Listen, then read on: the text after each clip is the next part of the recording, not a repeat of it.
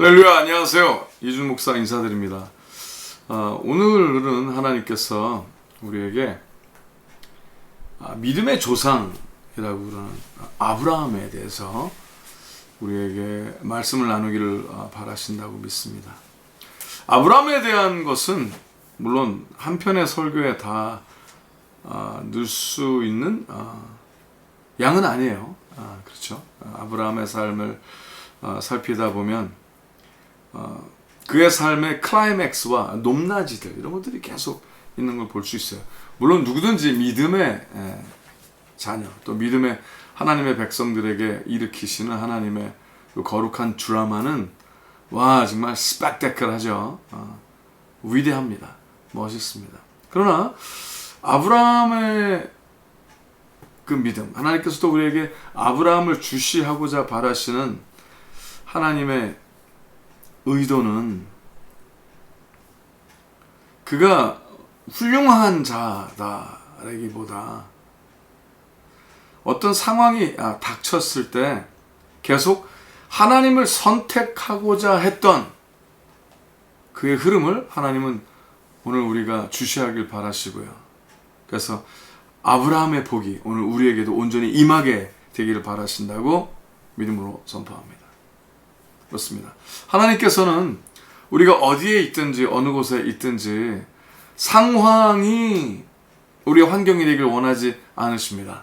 하나님께서는 하나님이 우리의 전부가 되기를 원하십니다. 상황을 보지 말고 하나님의 약속을 바라보고 하나님에게 우리가 전부를 걸기 시작을 할 때 하나님 것을 믿음이라 칭하여 주시고 왜 그것을 믿음이라고 하나님이 하시는지 오늘 우리에게 분명하게 하시고 또 그 약속의 믿음 또 아브라함의 믿음 오늘 우리에게도 온전히 흘러 들어와 진정한 복을 누리게 되게 되시기를 예수 이름으로 축복하며 도전합니다. 자, 오늘 하나님께서 우리에게 시작하게 하실 말씀은 창세기 12장부터 들어가는 말씀입니다. 자, 이거 읽어드리겠습니다. 창세기 12장 1절부터 들어갑니다. 여호와께서 아브라함에게 이르시되 너는 너희 고향과 친척과 아버지의 집을 떠나 내가 너에게 보여줄 땅으로 가라. 내가 너로 큰 민족을 이루고 너에게 복을 주어 네 이름을 창대하게 하리니 너는 복이 될지라. 와. 자, 아브라함은 하나님을 잘 몰랐습니다. 어떻게 보면 이것이 굉장히 첫 만남 같은 거였습니다. 근데 하나님께서는 아브라함을 주시하고 계셨고 아브라함이 하나님에 대하여 생각할 수 있는 여지와 흐름을 지속적으로 조금씩 그러나 분명하게 하나님께서 말씀하시기 시작한 것 같습니다. 우리에게 하나님께서 믿음을 시작하시는 그 여정도요. 하나님께서 뭔가 이렇게 아무것도 없는 곳에서 갑자기 뭔가 확 생기는 것 같은 이런 것은 하지 않으신다고 봅니다. 하나님도 이치를 아시는 분이시고요. 숫자적인 개념과 점진적인 어떤 흐름을 다 하나님은 아시기 때문에 배움이라는 것에 필요한 어떤 여정과 또 우리가 경험과 또 지속적인 하나님을 경험해 나아가면서 습득해가는 과정도 하나님은 너무나 정확하게 알고 계시기 때문에 즉 우리를 창조한 분이 하나님이시기 때문에 하나님은 무례하진 않으십니다. 굉장히 이치적이시죠. 그렇습니다. 굉장히 순리적이시고요. 굉장히 수학적으로도 당연한 뻔한 어떻게 보면 그러한 모습으로 하나님께서 우리를 인도하실 때가 있다는 사실입니다. 그러나 여기서 주시할 것은 하나님께서 아브라함에게 제시하신 단어라는 겁니다. 그게 뭐예요? 너는 복이 될지라. 복을 주겠다라는 개념이 아니라 아브라함에게 나는 네가 복이 되게 하겠다. 복이 될지라 라고 약속하신다는 사실입니다. 그때 당시에 다른 그 이방 신들에 대한 개념 굉장히 여러 가지 우상들을 벌써 만들어낸 상태가 팽배했던 그런 때였죠. 근데 그 우상들은 항상 뭔가를 주겠다고 끊임없이 얘기할 수도 있습니다. 그러나 자주 두려움으로 역사할 때가 많았죠. 그래서 뭔가 엎드리게 하고 무언가 엎드림으로 말미암아 무엇을 얻게 하려는 것이 다른 악령들, 그렇죠. 악한 신이 그들을 꼬시는 방법일 수도 있었다고 보면 됩니다. 그러나 하나님께서는 아브라함에게 제시하신 것이 내가 너에게 무엇을 주겠다라기보다는 내가 너로 무엇이 필요해서 되는 것이 아니라 너 자체가, 너의 삶 자체가 복이 되게 하겠다라는 약속을 하셨다는 것입니다.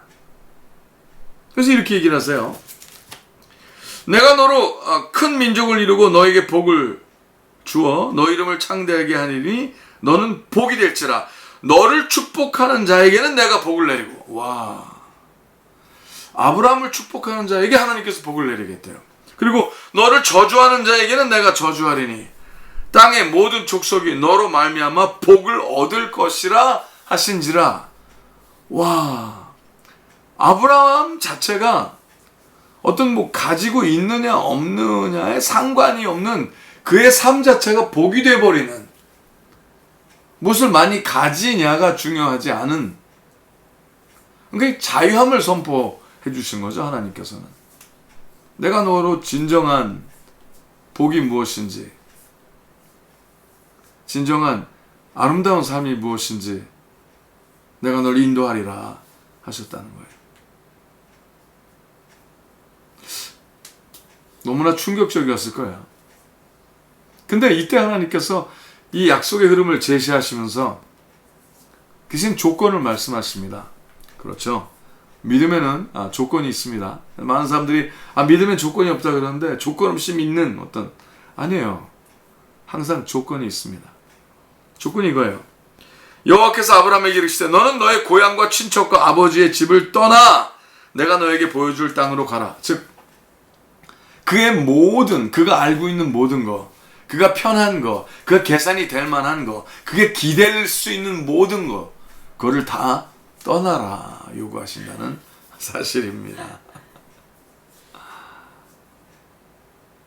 계산할 수 없게 하시는 거죠. 계산으로 안 된다고 하나님은 말씀하시는 겁니다. 네가 의지하는 모든 걸 떠나라.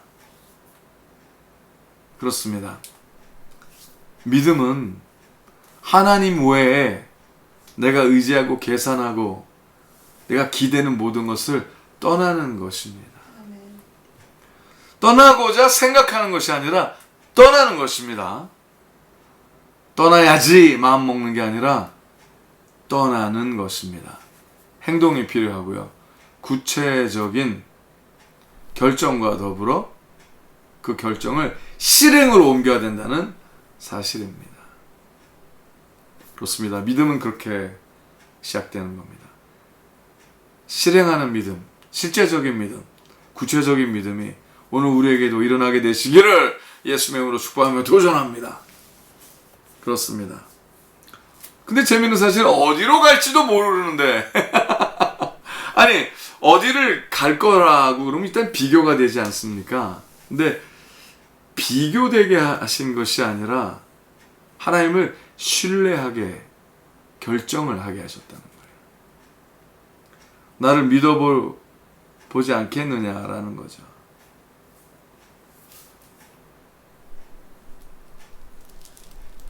이게 위대한 축복의 약속입니다. 자, 히브리서 11장에 보면은요, 믿음의 조상들에 대해서 쫙 설명이 나옵니다. 그러나 이 아브라함의 믿음에 관해서만 특별히 길게 하나님이 설명을 하시는 절이 있습니다. 자, 읽어드릴게요. 히브리서 11장 8절부터 시작되는 말씀입니다. 믿음으로 아브라함은 부르심을 받았을 때 순종하여 장래 유업으로 받을 땅에 나아갈새 갈 바를 알지 못하고 나아갔으며. 와, 어디를 갈지를 모르고 갔어야 됐다는 거예요. 단지 약속했다는 것 때문에. 지금 뭐예요? 어디를 간다라는 건 그 상황을 보고 어느 땅이야? 어떻게 생겼어? 뭐가 달라? 지금 내가 있는 데보다 나아? 자, 그걸 바라보고 비교를 해야 될 거 아니에요. 근데 비교가 아닌 신뢰를 하나님은 원하셨다는 거죠. 계산이 아닌 신뢰를 하나님은 요구하셨다는 겁니다. 여호와를 신뢰하십시오. 자꾸 끊임없이 불평을 해가며 주로 자신이 잘못해서 우리가 문제를 많이 당하지 않습니까? 근데 결정도 자기가 하고 문제도 자기가 일으켰으면서 하나님께 원망하면 안 되잖아요. 그죠? 그러면서 하나님 왜 이 문제에서 나를 막지 않으셨어요? 라고 얘기를 한다면 그건 굉장히 파렴치한 자라고 봅니다. 믿음을 포기한 자죠. 그러니 제발 회개하고 하나님을 신뢰하여 조건 없이 정말 깨끗한 믿음, 온전한 믿음이 이밤부터 다시 시작되게 되시기를 예수의 이름으로 축복하며 도전합니다. 너무나 필요하죠. 자, 그래서 하나님은 아브라함을 믿음의 조상이라고 우리에게 가르쳐 주신 거예요. 믿음은 이렇게 믿는 거야. 이렇게 믿는 게 옳은 거야. 라고 하나님이 가르쳐 주시는 거죠. 자, 다시 창세기 12장 돌아갑니다. 창세기 12장 4절에 이렇게 나옵니다. 이에 아브라함이 여호와의 말씀을 따라갔고 롯도 그와 함께 갔으며. 와, 참 재밌죠. 하나님이 롯에게 약속을 한 건 아닌데 롯이 이제 조카죠. 아브라함의 조카인데 아브라함을 따라갔대요. 롯은 하나님을 모르죠. 하지만 하나님께서 아브라함에게 약속한 그 약속을 아브라함이 얘기를 했겠죠. 그리고 아브라함을 축복하는 자를 하나님이 축복하시고 아브라함을 저주한 자를 하나님이 저주하시고 축복의 통로 아브라함 자체가 복이 된다 하셨으니 여태까지 롯이 여러 사람을 경험해 봤지만 그래도 자기 삼촌이 제일 신뢰가 갔었기에 어떻게 보면 부모님보다 더 열매를 보아서 그랬기에 아브라함을 따랐다고 봅니다. 근데 아브라함이 하란을 떠났을 때가 75세였대요. 75세. 와, 어떻게 보면 너무 늦었다라고 하는 때일 수도 있죠. 너무 늦은 게 아니겠느냐. 자, 분명히 말씀드립니다. 믿음의 삶을 시작하기는 아무도 늦지 않았습니다. 그러나 그날은 오늘이 되어야만 합니다. 내일이 아니라 오늘. 내일이 아니라 오늘. 그리고 오늘 내가 기대했던 모든 거, 내가 신뢰했던 모든 거, 내가 기대했던 모든 거, 내가 계산했던 모든 거, 내가 편하다고 생각했던 모든 거, 내가 필요하다고 생각했던 모든 거를 떠나고 동시에 하나님을 신뢰하는 것이 믿음입니다. 그렇습니다. 그 자가 다 되시길 예수 이름으로 축복하며 기도합니다. 자, 하나님께서 이 약속의 흐름 가운데 제가 이제 이거 좀 스토리를 빨리 이완시키기 위하여 말씀을 드릴게요. 자, 약속대로, 물론 그렇죠. 하나님의 약속대로 잘 됩니다. 그래서 아브라함과 조카 롯이 엄청난 복 가운데 있게 됩니다. 아브라함이 그냥 복이 되어버리는 거죠. 그래서 아브라함의 가축과 은과 금이 풍부하였더라 라는 사건이 창세기 13장 2절에 보면 나옵니다. 근데 이게 너무나 많다 보니까 말이죠. 그 동물들도 너무나 많고 소유가 너무나 많다 보니까 아브라함의 가축의 목자들과 롯의 가축의 목자들, 목동들이죠.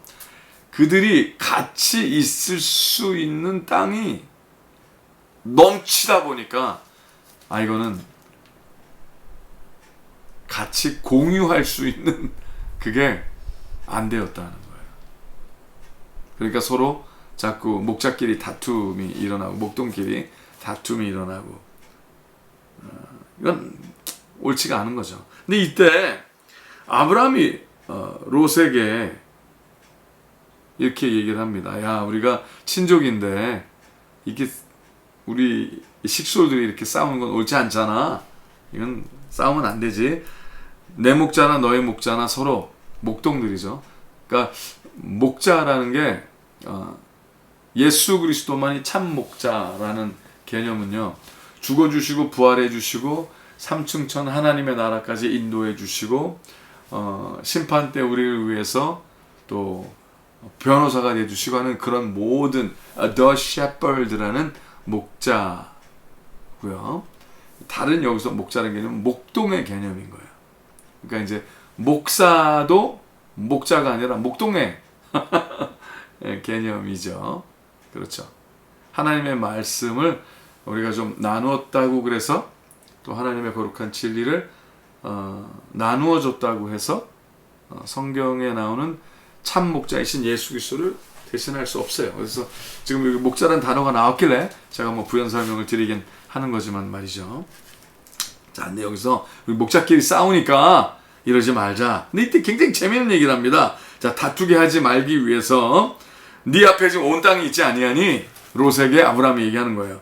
나를 떠나가라. 네가 좌하면 나는 우하고 네가 우하면 나는 좌하리라. 아니, 딱 봐서 좋은 땅이 있고 안 좋은 땅이 있을 거 아니에요. 좋은 방향이 있고 안 좋은 방향이 있고. 근데 아브라함이 롯에게 굉장히 재미있는 걸 얘기하는 거예요. 그러니까 롯이 좋은 땅을 택하면은 아브라함은 당연히 안 좋은 땅을 택하게 되겠죠. 근데 아브라함은 조카 롯에게 네가 좋은 것을 선택하라 하지만 아브라함은 그럼 뭐를 선택하는 거예요? 나쁜 걸 선택하는 건가요? 남은 걸 선택하는 건가? 아니에요.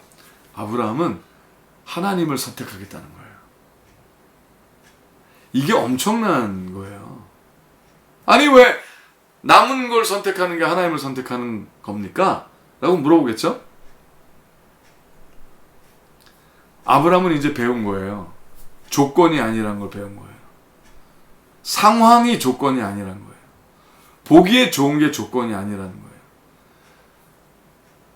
온전하고 완전한 조건은 하나님이 보시기에 옳은 일을 하는 것이 약속의 흐름으로 들어가는 길이라는 걸 아는 거예요. 그래서 자, 다투는 건 옳지 않잖아요. 다투지 않는 게 중요하고요. 그리고 하나님이 보시기에 하나님께 가까운 자는 하나님의 마음을 가진 자는 하나님을 신뢰하여 이웃을 내 몸처럼 사랑해서, 그렇죠. 여기서는 조카 롯이 이웃이 되는 거죠.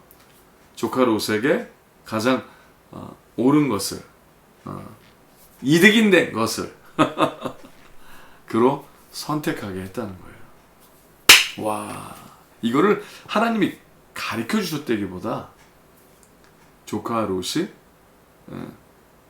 몰랐던 것을 아브라함은 계속 하나님을 신뢰함으로 여태까지 갔던 모든 여정 가운데 하나님께서 직접 보여주시고 느끼게 하시고 알게 하신 것이 됐던 거죠. 어떤 그때 한 상황에 딱 걸쳐서 하나님이 이렇게 해라 라고 하신 것이 아니라 하나님과 동행해가는 가운데 깨닫게 된, 와우. 근데 이것을 너무나 하나님이 기뻐하셨다고 보는 거예요. 하나님이 이거를 눈여겨보시고, 와, 자식 너무 괜찮은데? 아브라함에게 그러셨던 거죠. 근데 이때 이런 상황에서 이제 그전에는 아직 조카 롯에게 환난이 당하기 전이었고요. 그리고 그때가 조카 롯이 선택했던 그 땅들이 그때는 굉장히 비옥하게 보였던 땅이고 제일 잘 될 것 같은 것이었었죠. 근데 나중에 그렇죠. 거기가 엄청난 죄악에 말리는 그런 상황에 이끌어지는 아주 그냥 악한 곳으로 변하게 되는 일이 일어나죠. 왜? 하나님이 잘못해서가 아니라 하나님이 그걸 원하셔서가 아니라 그쪽 동네에 사는 사람들이 너무 악한 결정들을 많이 하다 보니까 그래서 결국은 조카 롯까지도 그런 싸움에 휘말리게 되고요. 그 다음에 이제 그 악한 군주들에게, 왕들에게 모든 것을 뺏기고 잃어버리는 이런 상황을 맞이하게 됩니다. 근데 이것이 이제 창세기 14장에 나온 사건인데요. 근데 이때 사실 어떻게 보면은 뭐 보통 사람들의 생각에 보면은 롯이 얄미울만 하지 않습니까? 이렇게 뭐 좋은 것을 자기 은인인 아브라함, 삼촌인 아브라함과 나누려고 하는 것도 없고요. 가장 좋은 것으로 자기가 선택을 해서 아브라함은 반대쪽 땅을 선택하게 하는, 그래서 당연히 나쁜 것을 갖게 하는 선택을 롯이 해요. 근데도 아브라함은 하나님만을 신뢰하여 하나님의 약속의 흐름을 얻게 됩니다. 참, 하나님께서 굉장히 하나님만 선택하려는 그 결정을 하나님이 귀하게 보시고 하나님께서 이렇게 약속을 하신 거죠. 근데 이 약속을 하시는 것도 너무나 재밌는 게요. 롯이 이제 그 땅을 자기가 보기에 좋은 땅을 선택하고 떠난 이후에 그 모든 것을 보시고 그때 하나님이 나타나세요. 하나님이 아브라함에게 나타나셔서 너무 기뻤던 거죠. 그래서 아브라함에게 이렇게, 야, 너는 눈을 들어. 너 있는 곳에서 북쪽과 남쪽, 동쪽과 서쪽 온 사방을 다 살펴봐. 네가 볼 수 있는 모든 거 다 줄게. 이렇게 약속을 하신 일이 일어나죠. 자, 당신도 우리도 하나님의 거룩한 그 복의 흐름을 온전히 얻기를 바랍니까? 그렇다면 결정을 해야 돼요. 하나님만 선택하는 결정을 생각으로만 하지 말고요. 내 주위에게도 그런 결정을 드러내고 보여야 되는 게 되게 중요해요. 얕게 하면 안 되는 거예요. 근데 어떤 사람은 이렇게 하나님을 신뢰합니다. 하나님을 믿습니다. 그러면서 꼭 결정할 때 자기에게 좀 더 이득인 거 결정하는 사람들 있죠? 꼭 결정할 때 그렇게 해요. 그죠? 네, 그게 망하는 비결이에요. 그러니까 진정으로 하나님의 믿음의 사람이면은요, 항상 넉넉하게 주는 자가 되세요. 세상에 보기엔 손해를 택하는 것 같지만 하나님을 신뢰함으로 말미암아 항상 주는 자가 되려 하시고요, 넉넉한 자의 마음을 가지도록 하세요. 그러면 하나님께서 주십니다. 자, 이후에 아까 말씀드린 것처럼 롯은 모든 걸 뺏기는 일이 일어나요. 그런데 이럴 때 또 아브라함이 어떻게 해요? 창세기 14장에 보면 아브라함이 조카 롯을 구하기 위하여 목숨을 걸어요. 그 얄미운 롯을 위해서 목숨을 겁니다. 하나님이 하라고 그러지 않은 거예요, 이게. 그냥 목숨을 겁니다. 왜? 왜 그랬을까요? 아브라함은 계산을 해서 롯을 사랑한 것이 아니라 사랑하기로 결정을 한 거예요. 자, 사랑하기로 결정한 사람은 어떻게 돼요? 책임집니다. 책임져요. 복을 누리길 원하십니까? 복이 되길 바라십니까? 그러면 먼저 사랑하기로 결정을 하셔야 돼요. 아니, 복과 사랑이 무슨 상관이 있어요? 상관이 있어요. 지대한 상관이 있습니다. 엄청난 큰 상관이 있어요. 사랑하기로 결정한 자는 책임지고요. 책임짐으로 사랑을 온전히 지키려 하는 자는 하나님께서 복이 되게 하십니다. 예스! 와, 멋있지 않아요? 자, 이제 말도 안 되는 상황에 여기서 이제 제가 한번 이거 들어볼게요. 창세기 14장에 이 전쟁이 얼마나 심각한 전쟁이었는지 말이에요. 소돔 왕과 고모라 왕과 아드마 왕과 스보임 왕과 벨라고 소알 왕이 나와서 시딤 골짜기에서 그들과 전쟁을 하기 위하여 진을 쳤더니 엘람 왕 그돌라 오멜과 고임 왕 디달과 시날 왕 아므라헬과 엘라살 왕 아리옷 왕 네 왕이 곧 그 5 왕과 맞서니라. 와, 왕들이 엄청 많죠. 이 엄청 많은 왕들의 이 전쟁 가운데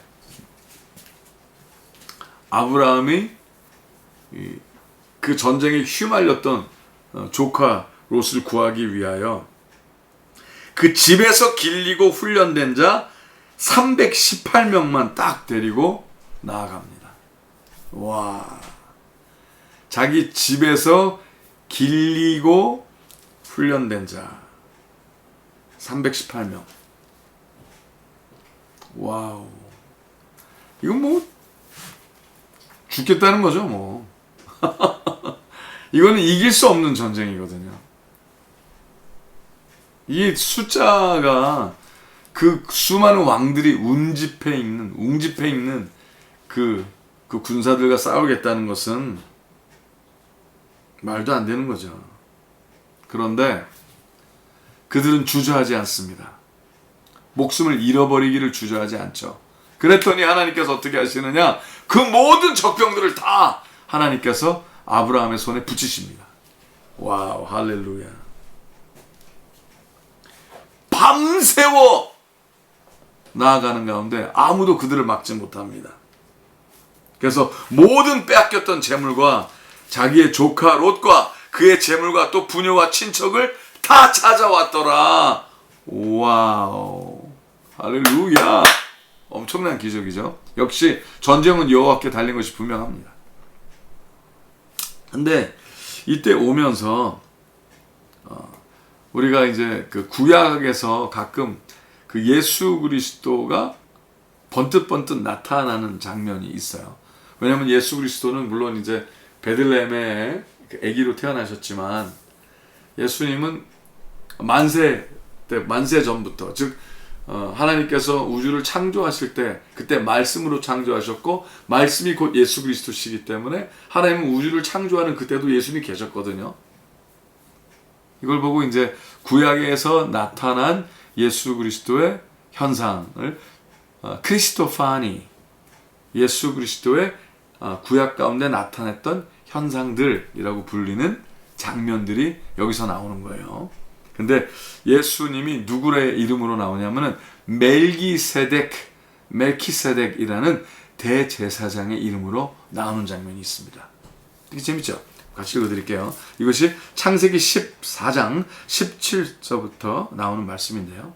읽어드리겠습니다. 아브라함이 그돌라오멜과 그와 함께한 왕들을 쳐부수고 돌아올 때 소돔 왕이 사회의 골짜기 곧 왕의 골짜기로 나와 그를 영접하였고 살렘 왕 멜기세덱이, 살렘이란 뭐죠? 평강의 왕이라는 얘기죠. 그래서 예수 그리스도의 또 다른 그 별명이 뭐예요? 평강의 왕이잖아요. 살렘 왕, 평강의 왕 멜기세덱이 떡과 포도주를 가지고 나왔으니, 떡과 포도주라는 건 뭐예요? 축하하러 왔다는 거예요. 근데 축하하러 왔는데 아브라함은 멜기세덱을 처음 본 거죠. 누굴까? 근데 나중에 멜기세덱에 대해서 설명하는 것이 또 히브리서에 써 있죠. 그는 옛적부터 있었던 평강의 왕, 즉 뭐예요? 예수 그리스도라는 걸 설명하는 것이 있어요. 이제 계속 읽어드릴게요. 굉장히 재밌습니다. 살렘 왕 멜기세덱이 떡과 포도주를 가지고 나왔으니 그는 지극히 높으신 하나님의 제사장이었더라. 그가 아브라함에게 축복하여 이르되 천지의 주제이시오 지극히 높으신 하나님이여 아브라함에게 복을 주옵소서. 너희 대적을 너의 손에 붙이신 지극히 높으신 하나님을 찬송할지어다 하매 아브라함이 그 얻은 것에서 10분의 1을 멜기세덱에게 주었더라. 와, 이게 그 어떻게 보면은 그 인류의 첫 번째 11조에 대한 개념이기도 한데요. 10분의 1을 주었다라는 건 뭐냐면은요, 당신 덕분입니다. 그 얘기예요. 하나님 덕분입니다. 이것은 하나님 덕분에 이렇게 돼. 즉 하나님이 직접 보내주신 대제사장인 거를 아브라함이 피부로 확 알게 됐던 거죠. 하나님 덕분입니다. 그래서 10분의 1을 줬다는 거예요. 사실 하나님께서 허락하셨으니까 이 일이 일어난 거지 저로서는 불가능한 일이었습니다를 고백하는 거예요. 11조에 대한 개념은 그겁니다. 하나님이 하셨습니다. 하나님이 하셨다는 것을 온전히 선포하고 공표하는 거죠. 그러니 우리 모두 물질의 11조만이 아니라 삶의 11조 이상을 10조 그래서 결국 하나님의 그 위대한 축복 안에 들어가 100조 가진 게 열이 있지만 100과 1000 이상도 드릴 수 있는 그런 능력의 자녀가 되시길 없지만 믿음으로 다 드릴 수 있는 그래서 하나님도 아무것도 아끼지 아니하시는 그런 위대한 흐름 속으로 들어가시는 우리 모두가 되시기를 예수님으로 축복하며 기도합니다. 귀 있는 자는 들을지어다. 아멘. 근데 이때 이제 이러한 엄청난 이 구약 속에서 나온 예수 그리스도 멜기세덱이라는 이름으로 나온 예수 그리스도 대제사장 영원한 대제사장인 예수 그리스도를 이 만난 이후에요. 소돔 왕이 이제 아브라함에게 너무나 이제 고마웠던 거죠. 왜냐하면 그 조카 롯만 구한 게 아니라 그 다른 소돔 왕네가 이제 침략을 당하고 자기가 다 뺏겼던 것도 다 도로 찾아온 거가 된 거예요. 그러니까 이제 소돔 왕이 너무나 고마워서 사람만 내게 그러면 돌려보내주고 우리가 뺏겼던 물품은 다 네가 가져. 네가 가져라 이렇게 얘기를 한 거예요. 근데 그랬더니 이렇게 얘기를 합니다. 아브라함이 소돔 왕에게 이르되 천지의 주제이시오 지극히 높으신 하나님 여호와께 내가 손을 들어 맹세하노니 너의 말이 내가 아브라함으로 치부하게 하였다 할까 하여 너에게 속한 것은 실 한 오락이나 들매끈 한 가닥도 내가 가지지 아니하리라. 와, 이건 뭐예요? 자, 내가 당연히 옳지 않게 침략을 당한 자를 구해내는 거는 내가 당연히 해야 할 일이니까 한 거지. 내가 그 일을 함으로 말미암아 이득을 얻으려고 한 것은 아니야. 내가 하나님 앞에서 하나님의 사람으로서 하나님이 복 주신 자로서 하나님이 복이 되게 하신 사람으로서 하나님의 이름을 그렇게 오해하게 할 수는 없어. 내가 이득을 위해서 그런 절대 그런 일이 일어나지 않을 거야. 즉 뭐예요? 내가 하나님을 욕먹일 수는 없어. 우리 하나님은 그런 분이 아니야. 다른 사람의 것을 뺏어서 주는 분이 아니야. 그렇게 안 할래. 와, 이거 하나님이 너무 좋아하신 거예요. 아니 생각을 해봐요. 당신이 하나님이면 안 좋겠어요? 기특하잖아. 장하잖아. 그죠? 어휴, 이상하게 보일 뻔했는데 얘가 딱 하나님 체면을 딱 세워주잖아요. 아브라함이 하나님의 체면을 세워주는 자, 그게 믿는 자예요. 자, 믿음이 있습니까? 우리가 믿음을 원해요. 우리가 믿는 자라고 얘기를 합니까? 그러면 하나님의 체면을 세워드려야 돼요. 근데 맨날 믿는다고 그러면서 여기 가서 하나님 체면 구기고 저기 가서 하나님 체면 구기고 하나님이 욕먹이고 이러면 안 되겠죠. 믿는 자들은 맨날 자기가 잘못하고 하나님 날 좀 어떻게 좀 구해주세요 이런 거 이제 그만하고 하나님의 체면을 세워드리는 그런 존귀한 자가 되시기를 예수의 이름으로 축복하며 기도합니다. 이게 얼마나 중요한 건지 몰라요. 참 보면은 하나님께서 아브라함 좋아할 만하지 않으십니까? 근데 이렇게 얘기를 해요. 그렇게 얘기를 하면서 오직 젊은이들이 먹을 것과 나와 동행한 아넬과 에스골과 마물의 분깃을 제할지니 그들이 그 분깃을 가질 것이니라. 그 대신 그들이 노력한 것만큼은 그들이 정말 죽을 것을 각오하고 한 것만큼은 일한 만큼의 그건 줘야 되겠지라고 얘기를 한 거예요. 그렇다고 해서 그들이 수고한 것까지 아무것도 없는 것처럼 하게 하진 않겠다라는 거죠. 굉장히 페어하지 않습니까? 지혜스럽죠? 자기가 괜찮다고 다른 사람도 함부로 괜찮은 것처럼 막 이렇게 하지도 않고 말이죠. 자, 이랬더니 이 일을 하나님이 보시고 이 일의 결과로 하나님이 이제 창세기 15장에 나타나십니다. 여호와 하나님께서 나타나세요.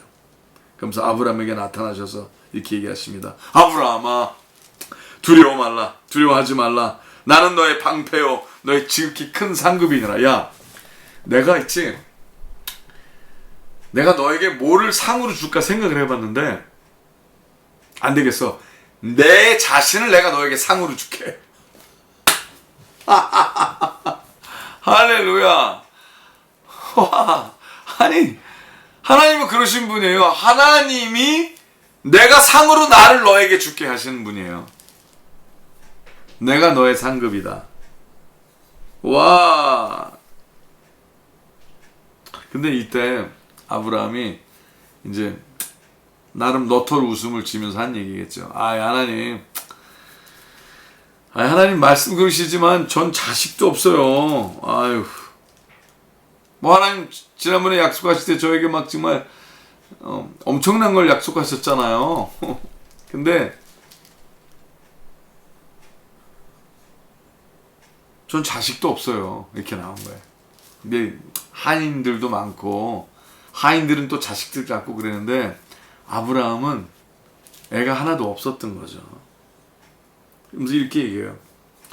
아브라함이 하나님께 이르되 주께서 내게 씨를 주지 아니하셨으니 내 집에서 길린 자가 내 상속자가 될 것입니다. 하나님, 나한테 애를 하나도 안 주셨는데 뭐 다 그냥 저기 다른 사람들에게 물려줘야죠. 뭐 그 집에서 그냥 길린 종들하고 물려줘야죠. 뭐 이런 거예요. 그때 하나님께서 좀 속상하셨나 봐. 하나님의 마음은 그게 아니었거든요. 그래서 일로 와봐. 그를 이끌고 밖으로 나가셨대요. 하늘을 우러러 뭇별을 셀 수 있나 보라. 아브라함아, 저 봐봐. 별들 엄청 많지. 완전히 포기하고 있는데.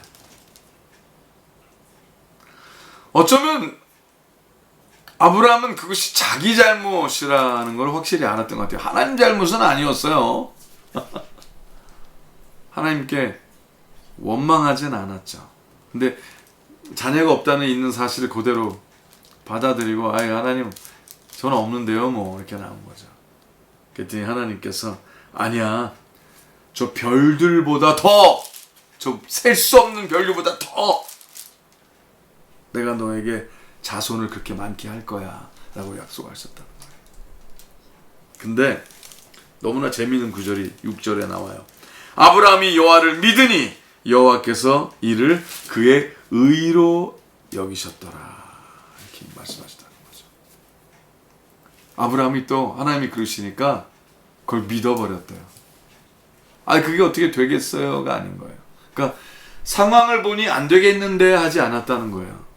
근데 우리는 얼마나 자주 하나님을 믿는다 하면서도 상황에 너무 모든 마음과 생각을 뺏기지 않습니까? 상황이 힘들기 때문에 안 될 거라고, 불가능하니까 안 될 거라고? 아니에요. 하나님이 원하시면 되는 거예요. 불가능은 없는 거예요. 그러니 믿음을 논하는 자가 불가능하다는 얘기를 하지 않게 되기를 제발 예수님의 이름으로 부탁합니다. 하나님이 원하시면 되는 거죠. 그리고 또 하나님이 이렇게 얘기하세요. 또 아브라함에게 이르시되 나는 이 땅을 너에게 주어 소유를 삼게 하려고 너를 갈대아인의 우르에서 이끌어낸 여호와니라. 그랬더니 이제 그제서야 궁금해진 거죠. 아브라함이 이렇게 물어봐요. 주 여호와요, 내가 이거 그러면 지금 내가 여태까지 보게 된 이 모든 걸 다 주시겠다고요? 어이구 애도 없는데 나는 이거 어떻게 다 이걸 관리를 하고 앞으로 어떻게 내 나이가 벌써 몇인데 이렇게 나오는 거죠. 근데 여호와께서 그에게 이르시되 자, 우리 더 나아가기 전에 뭐 하나 하자. 하나님이 그러시는 거예요. 나를 위하여 3년 된 암소와 3년 된 암염소와 3년 된 수량과 산비둘기와 집비둘기 새끼를 가져올지니라. 하나님께서 이 제사를, 제물을 바치는 거를 이 가리키시는 첫 장면이에요. 이게 왜 그런지 한번 보세요. 아브라함이 그 모든 것을 가져다가 그 중간을 쪼개고 그러니까 이제 동물을 칼로 도살을 한 거죠. 쪼갰다. 즉 뭐예요? 바쳐줬다. 죽음을 가게 했다는 거죠. 죽였다는 거예요. 근데 이게 동물을 죽이기 위한 게 아니었어요. 가만히 보세요. 모든 것을 가져다가 그 중간을 쪼개고 쪼갠 것을 마주 대하여 놓고, 근데 새는 쪼개지 아니하였으며, 하나님께서 이제 새는 쪼개지 말라고 그래요. 왜냐하면 새는 너무 적으니까 이 쪼개라는 것이 그러니까 목숨을 건 약속이라는 얘기예요. 목숨을 건 약속. 근데 새가 작은데 그쪽은 좀 너무 잔인하잖아요. 자, 잔인한 거는 아닌 거예요. 지금 잔인하다라는 거를 하나님이 보여주시는 건 아닌 거예요. 이 모든 것은, 이 모든 재물은 목숨을 건 약속이라는 거예요. 목숨을 건, 한번 해볼까요? 목숨을 건 약속. 네, 그렇죠. 목숨을 건 약속. 근데 봐요. 아브라함이 그 모든 것을 가져다가 중간을 쪼개고 그 쪼갠 것을 마주대하여 놓고 새는 쪼개지 아니하였으며 솔개가 그 사체 위에 내릴 때에는 아브라함이 쫓았더라. 해질 때 아브라함에게 깊은 잠이 임하고 큰 흑암과 두려움이 그에게 임하였더니 여호와께서 아브라함에게 이르시되 너는 반드시 알라. 너의 자손이 이방에서 객이 되고 그들을 섬기겠고 그들은 400년 동안 내 자손을 괴롭히리니 그들이 섬기는 나라를 내가 징벌할지며 그 후에 너의 자손이 큰 재물을 이끌고 나오리라. 하나님께서 자 아브라함아, 내가 너에게 하는 약속은 있지 너의 인생만을 건 약속이 아니야. 내가 너에게 준 약속은 너보다 크단다. 자, 너만을 위한 약속이 아니라 이 약속은 모든 믿음이 있다. 나를 믿는, 하나님을 믿는 모든 자녀들에게 바로 너 아브라함, 네가 그 모든 믿음의 참 조상이라는 것을 분명히 보이기 위하여 내가 지금 너에게 목숨을 건 약속에 대해서 가르쳐 주는 거야. 이건 너보다 큰 거야.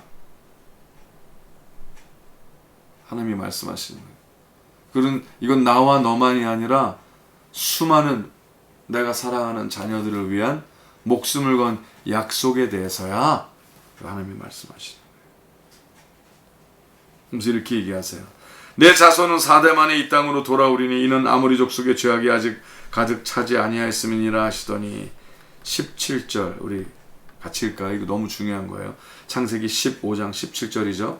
시작. 해가 져서 어두울 때 연기나는 화로가 보이며 타는 횃불이 쪼갠 고기 사이로 지나더라. 즉 이 타는 횃불이라는 것이 하나님의 영이거든요. 근데 하나님의 영이 그 쪼갠 고기 사이로 지나가더래. 이렇게 왔다 갔다. 즉 뭐예요? 내가 이 약속을 지키기 위해서는 하나님이 나도 목숨을 걸으마. 그러면서 하나님께서 그 쪼갠 고기 사이로 하나님이 직접 지나다니셨다는 거예요. 즉 하나님께서 내 몸에 쪼개지더라도 내가 약속을 지키마. 내 몸이 찢기더라도 내가 이 약속을 지키마. 하나님의 생명을 걸고 이 약속을 지키마. 자, 그 약속이 예수 그리스도가 십자가에서 우리를 위하여 대신 쪼개지심으로 말미암아 약속을 지키신 거예요. 그것이 제사를 처음 가르치신 하나님의 의도예요. 동물을 죽이는 의도가 아니라 말이죠. 와, 하나님이 스스로 목숨을 거신 약속, 죽음을 건 약속을 아브라함에게 하시고 또 믿음의 자녀들인 우리에게도 하신 여호와 하나님을 찬양합니다.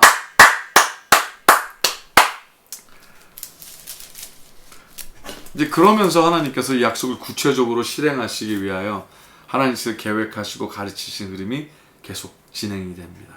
그래서 창세기 17장에서는 아브라함이 이제는 어떻게 돼요? 99세!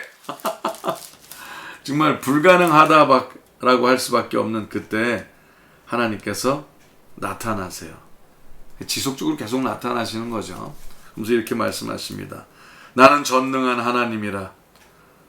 너는 내 앞에서 행하여 완전하라. 자, 하나님께서 그 약속을 구체적으로 이루시기 위해 우리에게 바라시는 게 있죠? 그렇죠.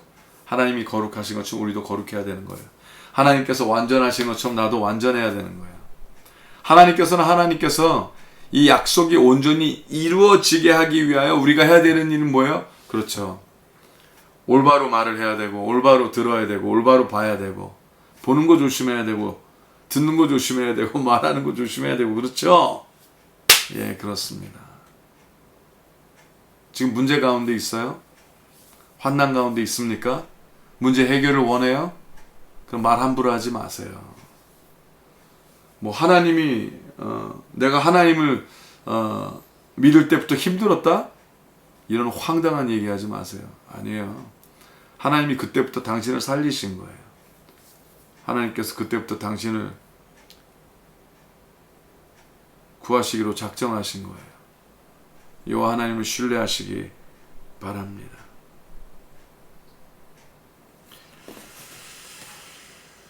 하나님께서 아브라함에게 약속을 하시고 하나님에게 약속을 하시되 하나님께서 하시는 게 있어요. 먼저 우리도 하나님의 약속을 믿는 표징으로 바라봄이 달라지게 하기 위해 이름을 바꾸시는 사건이 일어나요. 하나님께서 아브라함에게 이제는 너를 이름을 바꿔야 되겠어. 아브라함이라고 그러지 말고 아브라함이라고 하자라고 이름을 바꿔주세요. 그의 아내인 사레도 사레라고 하지 말고 사라로 하자. 사라로 하자 얘기하세요. 굉장히 재밌죠. 그러니까 자기 스스로를 불리는 이름조차도 바꾸라는 거예요. 네가 너를 보는 모습이 달라야 돼. 그런 거예요, 하나님께서. 내 약속이 너에게 온전히 일어나려면 너 다른 사람이 돼야 된다. 똑같은 사람으로는 약속이 안 일어나. 다른 사람이 돼야 돼. 자, 아브람을 아브라함으로 바꾸죠. 아브람이란 이름이 뭐예요? 많은 자의 아비라는 뜻이에요. 근데 많은 자의 아비는커녕 애가 하나도 없는데. 근데 하나님은 걷다가 이름을 더 크게 바꾸래요. 아브라함. 지금 내 문제가 문제인데, 내 이름이 문제야. 내 이름이 문제인데, 아니래요, 하나님은. 문제가 더 큰 이름으로 바꾸래요. 재밌죠? 많은 민족의 아버지로 이름을 바꾸래요. 아브라함. 많은 사람의 아빠가 아니야. 많은 민족의 아빠. 와우. 아브라함이 아니라 아브라함. 하나님께서 뭐라고 하시는 거예요? 자, 내가 원하는 만큼 네가 너를 보기 시작을 해야 돼. 네가 믿기 원하는 만큼, 내가 너에게 믿음을 주는 것만큼 너도 너를 그렇게 보기 시작해야 되고, 너도 너를 다른 사람으로 여기기 시작을 해야 돼. 근데 네가 너를 똑같은 사람으로 여기고, 네가 너를 똑같이 형편없는 사람, 똑같이 안 되는 사람으로만 생각하려 하면, 그리고 네가 뭐가 생길 때까지만 기다리면 그건 믿음이 아니지. 생기기 전에 네가 너를 보는 모습이 바뀌어야지. 네가 너를 기대하는 모습조차가 바뀌어야지. 그러니 이제는 너를 믿는 자라. 다른 사람에게 나는 지금 내가 망한 것처럼 보인다 할지라도 나는 성공한 자라고 얘기를 해야지. 가난한 자도 부하다고 얘기를 해야죠. 약한 자도 강하다라고 얘기를 해야죠. 왜? 하나님 때문에. 하나님이 약속하셨으니까. 그 자가 되시길 예수 이름으로 축복하며 기도합니다. 그러면 하나님께서 약속대로 자녀를 허락하여 주시고 축복의 통로가 되게 하여 주시고 위대한 약속의 흐름이 일어나게 하신다고 믿습니다. 자, 스스로를 부르는, 스스로를 보는 모습이 달라져야 돼요. 나는 하나님의 자녀이니 이제는 나는 복이 되는 것은 당연하다. 자, 스스로에게 그렇게 부르셔야 돼요. 스스로에게 그렇게 얘기하셔야 돼요. 그래서 다른 사람들도 나를 그렇게 부르게 해야 돼요. 그게 먼저예요. 복을 받는 게 먼저가 아니에요. 스스로를 복된 자라고 선포하는 게 먼저예요. 스스로 하나님의 자녀라고 드러내는 게 먼저예요. 그 일이 온전히 일어나게 되시기를 예수의 이름으로 부탁합니다. 자, 그럴 때 이제 하나님께서 하시는 게 있어요. 시험하시는 일이 있어요. 네, 맞습니다. 하나님은 시험하십니다. 하나님은 우리를 시험하십니다. 죄짓게 시험하시는 게 아니라 그 복을 마땅히 받게 하시려고, 그 복이 마땅히 되게 하시려고, 그것이 우리에게 실제로 일어나게 하시려고 하나님이 준비하신 사건, 준비하신 기적이 우리에게 일어나게 하시려고 하나님이 하세요. 그렇죠. 하나님은 준비하십니다. 준비하셨기 때문에 시험하시는 거예요. 왜? 그 복을 받고 누리게 하시려고. 받을 만한 자가 받을 만한, 그래 너는 복을 받을 만하다. 그래 너는 복이 될 만하다. 그래 너는 믿는 자가 맞다. 라는 것을 모든 자에게 드러내게 하시려고 하나님이 하신 일이 있어요. 그게 창세기 22장의 사건이에요. 볼까요? 그 일 이후에 하나님이 아브라함을 시험하시려고 그를 부르시되 아브라함아 하시니 그가 이르되 내가 여기 있나이다. 여호와께서 이르시되 너의 아들 너의 사랑하는 독자, 그때 이제 이삭을 낳았죠. 정말 눈에 넣어도 안 아픈 이삭. 이삭이란 이름도 웃음이라는 이름이었죠.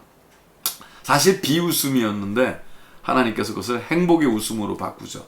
왜냐하면 하나님께서 아브라함이 99세 됐을 때, 야, 너 내가 너한테 애기 준다고 그랬잖아. 직접 네가 낳게, 너와 너의 아내 사라 사이에서 낳게 할게. 하나님이 그런 거죠. 아브라함은 99세고 사라는 90세인데, 아이고, 그 경수가 끊어졌다고 그랬었거든요. 더 이상 뭐라 그럴까, 아기를 뵐 수 없는, 의학적으로 아기를 뵐 수 없는 그런 몸을 가진 상태 때 하나님이 그러니까 웃었어요. 그리고 그 얘기를 바깥에서 이렇게 듣던, 몰래 듣던 그의 아내 사라도 비웃었죠. 근데 하나님께서 비웃어? 너 웃었어? 그러니까 막 깜짝 놀라서 안 웃었다고 막 그러잖아요. 그러니까 하나님께서 너 분명히 웃었어. 그래서 네 아들 라면 이름을 웃었어로 짓 거야. 웃었어. 그래서 이삭이 뭐예요? 웃었다라는 얘기죠. 그래서 비웃음이 행복한 기쁨의 웃음으로 하나님이 변하셨어요. 근데 그 눈에 넣어도 안 아픈 아들을 말이에요, 하나님께서 번제로 바치라라는 거예요. 자, 번제에 대한 것을 하나님이 처음에 가르쳐 주신 거잖아요. 목숨을 건. 그래서 이 동물을 각을 낸 것처럼 아들의 목숨을 달라는 거예요. 와, 이게 얼마나 엄청난 거죠. 근데 이것에 대해서 이 상황이 그냥 감정적으로 갑자기 그냥 그리고 확 그냥 저지를 수 있지 못하게 하나님께서 이 일을 행하기 위해서 3일을 가라고 그래요. 3일을. 그러니까 3일이면 72시간이잖아요. 3일 동안 이삭을 데리고 가면서 이 결정을 하게 하는 거예요. 그러니까 충동적으로 결정을 못하게 하는 하나님. 즉 뭐예요? 믿음의 결정은 그렇죠, 충동적으로 하는 게 아니에요. 손해를 감수하고라도 하는 거예요. 믿음의 결정은 이득이라서 하는 게 아니라 옳기 때문에 하는 거예요. 이것이 맞기 때문에 하는 거예요. 최근에 옳기 때문에 한 결정이 뭐가 있어요? 최근에 그것이 당연히 맞는 일이기 때문에 힘들지만 한 일 있어요? 손해보지만 한 일이 있어요? 그렇다면 하나님께서 당신을 시험을 통과하게 하시고 의의 길로 이끄실 일이 분명히 일어난다고 믿습니다. 제가 한번 읽어드릴게요. 히브리서 11장에 이렇게 써 있어요. 17절, 11장 17절. 아브라함은 시험을 받을 때 믿음으로 이삭을 드렸으니 그는 약속들을 받은 자로 돼 그 외아들을 드렸느니라. 그에게 이미 말씀하시길 네 자손이라 칭할 자는 이삭으로 말미암으니라 하셨으니 그가 하나님이 능히 이삭을 죽은 자 가운데서 다시 살리실 줄로 생각한지라. 비유컨대 그를 죽은 자 가운데서 도로 받은 것이니라. 아멘. 즉 뭐예요? 3일 동안 막 가면서 하나님 이거 내가 이해가 안 되는데 이 정말 내 99세에 얻은 이 엄청난 복을 도로 달라고? 그것도 죽여서 달라고? 하나님이 이러신 분이 아닌데 이거 말이 안 되는데 하나님이 원하시니까 그러면 도로 살리시려나? 내가 이해할 수 없는 내가 도대체 계산할 수 없는 어떤 일을 또 하나님이 하시려나? 그리고서 하나님을 신뢰했대요. 이해 안 되지만 계산이 안 되지만 하나님은 스스로 목숨을 거시고 나에게 약속하신 분이신데 하나님을 신뢰해서 하나님께서 이제는 이삭을 잘 아시는 거죠. 이삭을 탁 번제대에 올려놓고 이삭을 죽이려 하는 그 순간에 하나님께서 천사들을 동원하여 소리쳐 외치시기를 아브라함아 아브라함아 말리셨대요. 그래서 하나님이 이렇게 말씀하셨죠. 네가 너의 독생자 이삭도 아끼지 아니하였거늘 이제 네가 진정으로 나를 신뢰하고 믿는 것을 아노라. 아끼지 아니하였거늘 네가 아무것도 아끼지 아니하였거늘 너의 믿음이 실제인 것을 아노라. 그리고 하나님도 약속대로 그의 독생자 예수 그리스도를 당신을 살리시기 위하여 아끼지 아니하시고 십자가에서 찢기게 하시고 등이 쪼개지게 하여 주사 죽음을 통한 사랑을 통하여 하나님께서 당신에게 약속을 지키셨습니다. 그 놀라운 사랑을 이루시고 지금 이 순간도 영원한 하나님의 피를 흘려주사 오늘도 당신과 나에게 하나님의 위대한 약속을 지키시기 위하여 당신의 믿음을 또 나의 믿음을 하나님에게 보이기를 원하십니다. 두려워하지 마십시오. 아무것도 아끼지 마십시오. 뭐냐, 하나님께서는 당신을 위하여 아무것도 아끼지 않으시기 때문입니다. 오늘 혹시 하나님 앞에 무엇을 주저주저하는 아끼는 마음이 있습니까? 그럼 회개하십시오. 그리하여 하나님의 능력의 약속, 온전한 믿음의 약속, 위대한 복이 되는 삶을 오늘 살아가게 되고 누리게 되는 그 흐름이 이 밤에 불같이 일어나게 되시기를 예수님의 이름으로 축복하며 도전합니다. 오늘 당신의 이삭을 하나님께 온전히 드리시고 믿음의 시험을 통과하시고 하나님 때문에 존귀한 아브라함의 믿음, 능력의 믿음, 약속의 믿음, 하나님께서 아무것도 아끼지 아니하시는 기사와 이적이 당연히 일어나는 그 믿음이 이 밤에 이루어지게 되시기를, 얻게 되시기를 예수님의 이름으로 축복하며 도전합니다. 우리 기도하며 나아가시겠습니다. 주여!